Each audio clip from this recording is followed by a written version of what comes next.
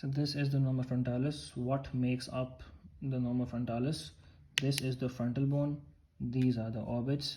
These are the nasal apertures, and this is the maxilla. The teeth are attached over here, right? So first of all, the frontal bone. The frontal bone has superciliary arches over here, right?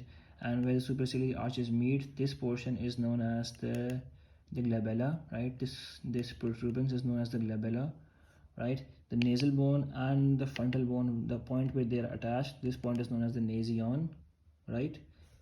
This is the zygomatic bone. This is the zygomatic bone, right? The zygomatic bone has three processes, right?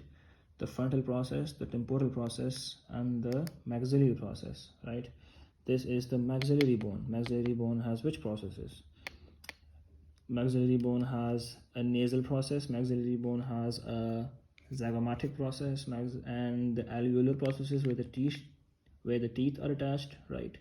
And inside the maxillary bone has palatine processes which form part of the hard palate, right?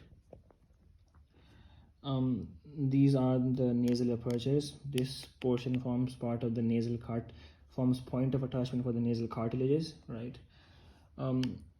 These are the orbits. Orbits have what? Superior margin,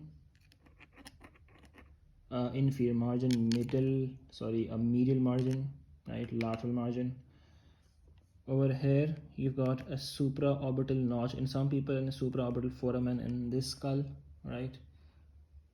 Other than that, the skull has the orbit has which boundaries? Superior, inferior, medial, lateral. Superior boundary is formed by the orbital plate of the frontal bone, right? And a lesser part by the lesser wing of the sphenoid.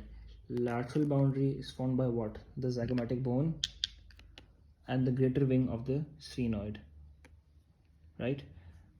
The inferior boundary is formed by what? The maxilla and part of the zygomatic bone, and the medial boundary is formed by the lacrimal bone and the ethmoid bone, right? Other than that, alveolar processes, teeth, right?